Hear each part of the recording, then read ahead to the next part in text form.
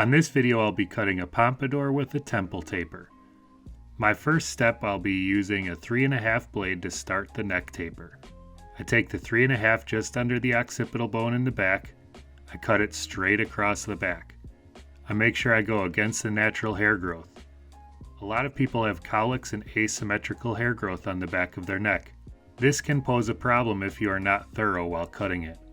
As I cut up to the occipital, I wedge the clipper off the scalp with the familiar C motion. My next step will be to use the 3.5 to start the taper from the sideburn to the temple. On this temple taper, I will make a guideline that goes from the top of the ear to the temple point. I will use the C motion whenever possible to create a soft guideline. If the hair growth does not make it easy for me to cut with the C motion, I will hold the clippers at an angle that mimics the taper shape or the C motion. I'll always go against the growth pattern. With my 3.5 blade still on, I will cut barely into the hairline around the ears and connect the temple taper to the neck taper. Before I finish the tapers, I will cut the middle sections of the back and the sides using a clipper over comb technique. I'll start out at the top of the section I cut with the 3.5, dipping the spine of the comb into the 3.5 section. I will hold the comb so the teeth go away from the head. I start in the middle of the back and go alternately from the center to each side as I gradually move up the head. I make sure when I look at the cut, I comb the hair down and comb up and away from the scalp as I cut off any hair in the next section that hangs over the previously cut section.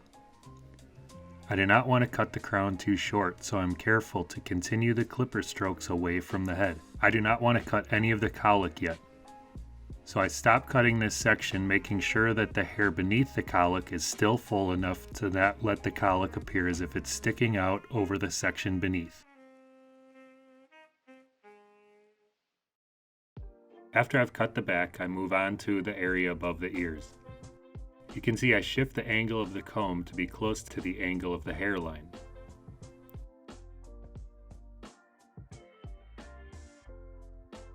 It can be tricky making sure the spine is closer to the scalp than the teeth, so I make sure I cut small sections with each stroke.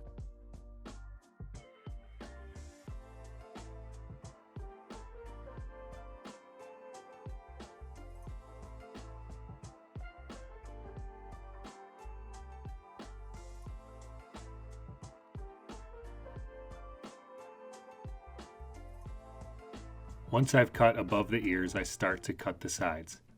Following the same principles as the previous steps, I always try to make sure that I have soft guidelines going into the next section.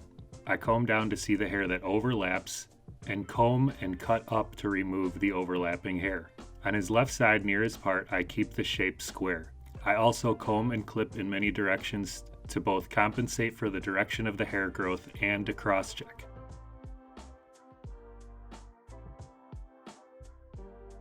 On the right side, I do basically the same thing while making sure I keep the front of the top out of the clipper stroke.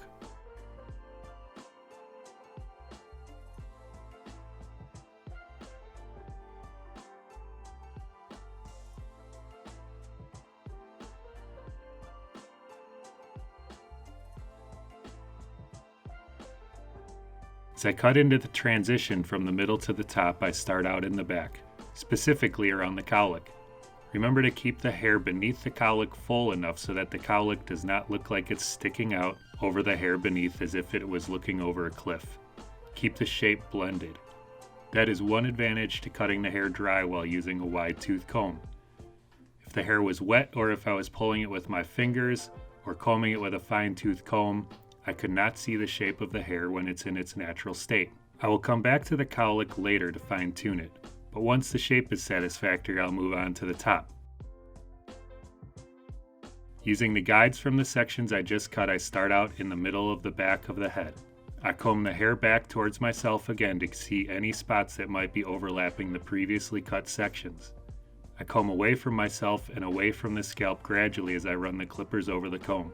While cutting from the back, I cut the middle of the back until I reach the peak of the head on the very top of the scalp. Then using the middle section I just clipped as a guide, I cut the right side of the top which does not have the part in it with a slight angle down towards the side. But I keep it at a length that will allow the top of the sides to be cut fairly square. Then I'll cut the transitional pieces between the sides and the top with a slight angle away from the head when going up. While I do that, I cross-check by changing the angle of my comb. As I get closer to the front, I again make sure that I leave the top of the front out of that clipper stroke.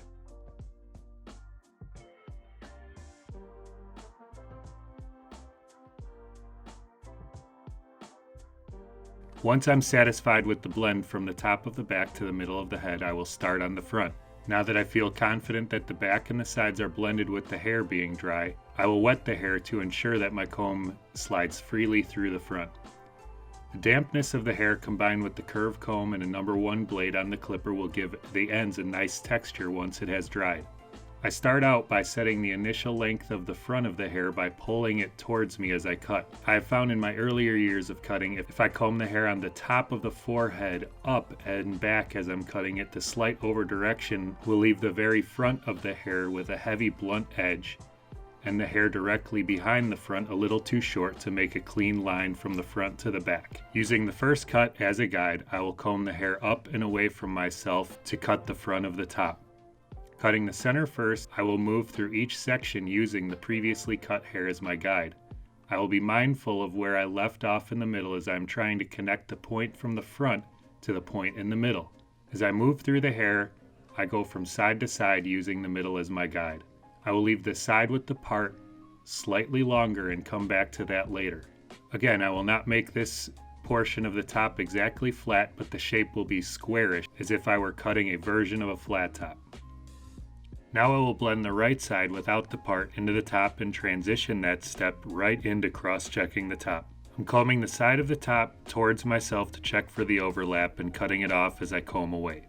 Once I reach the parietal ridge, I change the comb's angle to take the overlap off the corner while being careful to not make the shape exactly match the curvature of the head. Try to make it more square.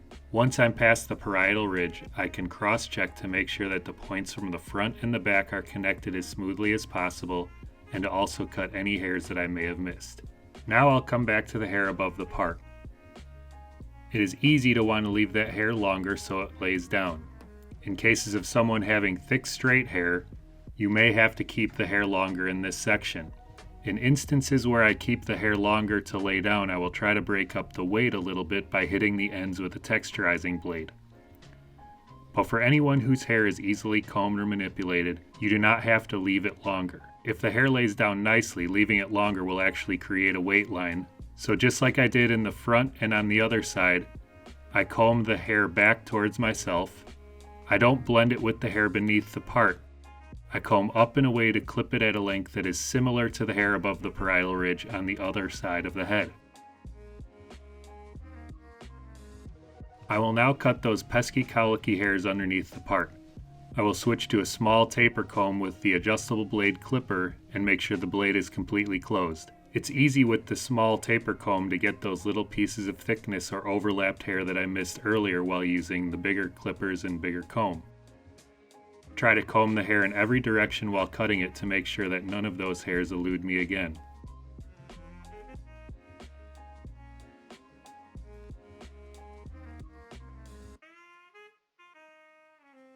Now I'll get on to the cowlick. This is a step that I feel a lot of people struggle with.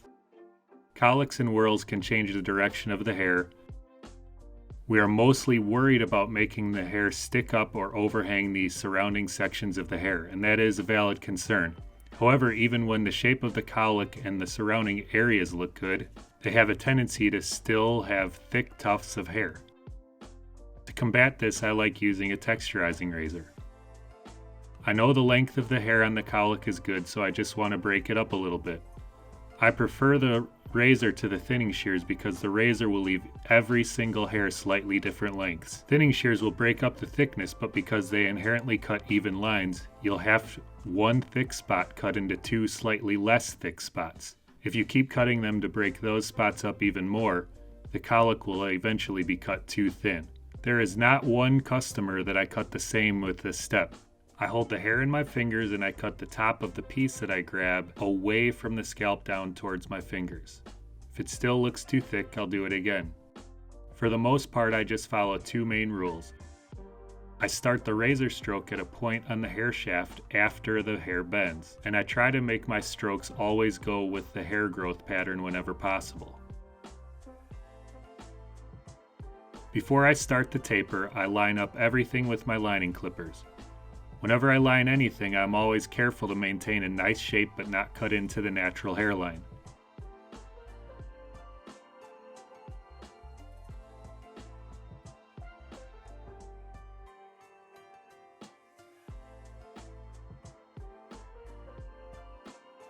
I start the taper of my neck with my adjustable blade clippers closed all the way to a 000 and make a guideline straight across the neck.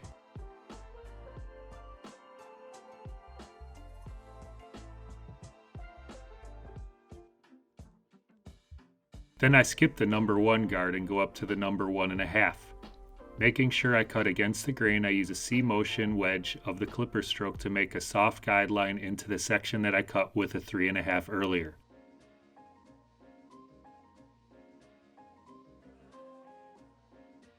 I'll now use the number 2 blade to blend between the 1.5 and 3.5, again using the C motion follow through.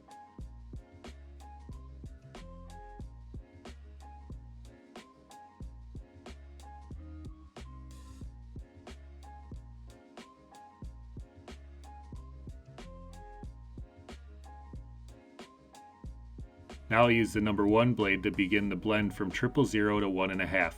I make sure I'm going against the grain. And for this cut, that means changing the clipper angle many times.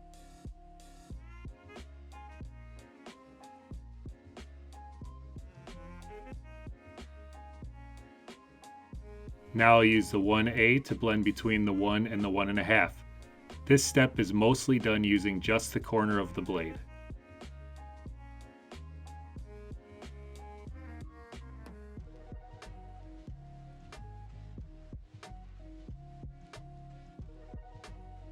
Going back to my adjustable blade clipper, I will blend the line from the 000 to the number 1 length. Throughout all the steps in the taper, I make sure that I do not cut into any previously made guideline. If you are new to blending with an adjustable blade clipper, you can set the blade at its longest point and cut up almost to the 1A section. Then, using the C motion wedges the entire time, gradually close the blade and fade lower and lower in the section until the line is gone. I will be flicking the taper lever as I go to remove any dark spots and the line between the 000 and the number 1. One thing that I failed to do while filming the taper part was to step back and look at the taper's shape. So this is something that I normally do in the mirror, but this time I was trying to stay out of the camera's way. Once I did look at the entire shape, I noticed that part of the taper was higher than the rest. So I used that high point in the taper as a new guide to raise the rest of the taper.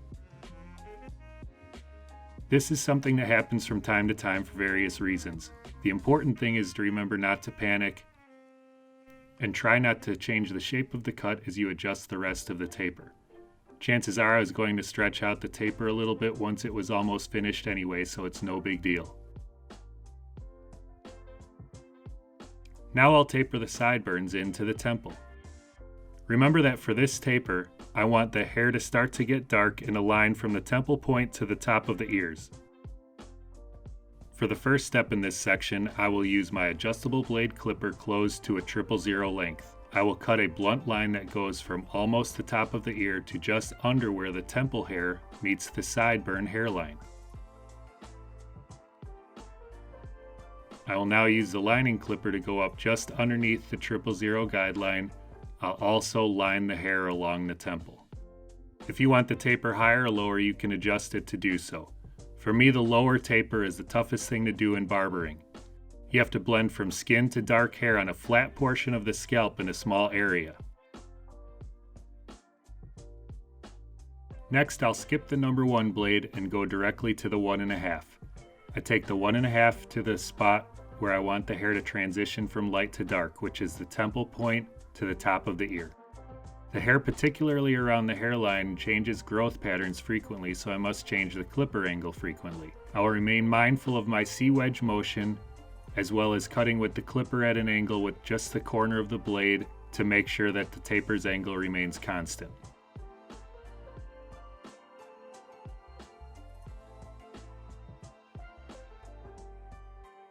Now I'll use my number 2 blade to connect the 1.5 and the 3.5.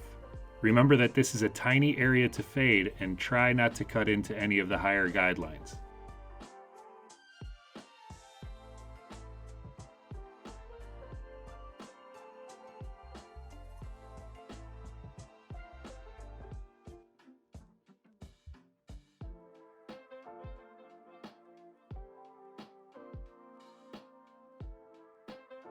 Next, I'll use my number 1 blade to begin the blend between the 000 and the 1.5.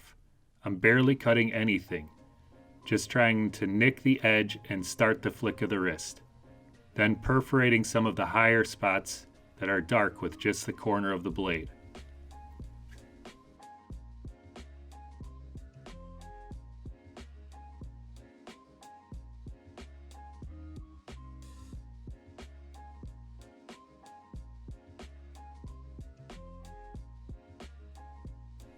While I can still see the guide between the 000 and the number 1 blade sections, I'll use my foil shaver to make the sideburns bald. Using the foil shaver against the grain with a little bit of pressure on the area you are cutting leaves it completely smooth. Using less pressure and cutting with the grain will leave enough to blend into the lining clipper. To blend out the 000 to the number 1 line, I'll go back to my adjustable blade. Incredibly small strokes are needed to ensure that I don't cut too high. It's almost as if I can hear the hair being cut more than I can see it. As soon as the clipper touches that line, I flick the wrist to wedge the clipper off the scalp in a C motion. I start out with the clipper open and gradually close it, making continuous strokes until the line is gone.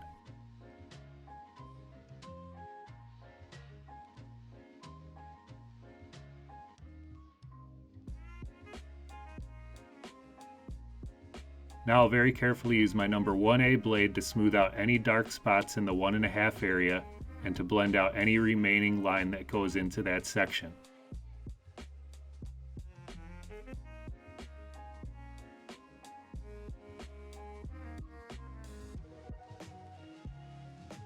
Now that the cut is finished, I'll blow dry the hair into place. I start my blow dry on pompadours by blowing it forward until it's 90% dry. This will help create a little resistance when I blow dry it back. The resistance will help create volume when it is styled. Once I'm done blow drying it forward, I will add a funnel to concentrate the hair coming out of the blow dryer. I've heard stylists and barbers that are better than me say that the heat doesn't matter. But I know from trying to use a blow dryer with no heat on flat tops that the heat does indeed keep the hair set. So I have the blow dryer at full throttle like Charlie's Angels on heat and power. I start in the back with a small round brush. I like the cheap grocery store round brushes. I get the hair in the brush and rotate the brush up and back as I blow it dry. I make sure that I get down as close to the scalp as possible while blowing away from the head. Hot blow dryers from this distance can burn someone really bad if you blow toward the scalp. Taking small sections, I work my way up to the front of the head. I blow the side without the part back and the side with the part down. Above the part, I will blow up and slightly back. Once the hair is dried and styled in place, I'll go through and correct any mistakes I could not see while the hair was damp and not styled.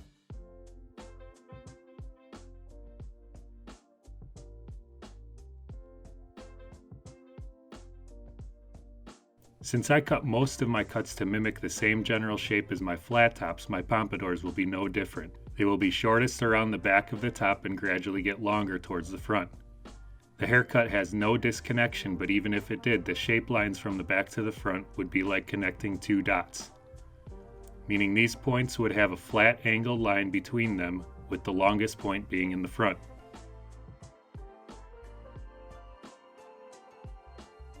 I'll be using my favorite pomade to set this style. This is 68 Chicago Heavy Hold Pomade. It's a nice creamy pomade that is not overly shiny. The most unique thing about it is that it has no scent. I find that out of all hair products, pomades hold their scent in the hair for a long time. Even if I like the scent, for some reason it ends up being a nuisance by the end of the day. Plus sometimes I don't want it to mess with my manly musk, or if I'm wearing a cologne. I start out by rubbing a small dab on my fingertip.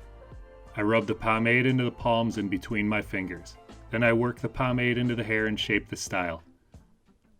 Once the rest of the hair has some pomade on it, I style the front by pulling it up and back between my pomade-coated fingers. After getting a sufficient amount of pomade into the style, I push the hair into the shape that I want it in. Any places that I cannot shape with my fingers, I'll use a wide tooth pick to help push and pull it into its final style. Thank you for watching this video. Please like and subscribe. I have a lot of other videos on here of a great variety of things, some old basketball stuff, some music videos. You never know what you're going to find, but I do have a playlist of tutorials.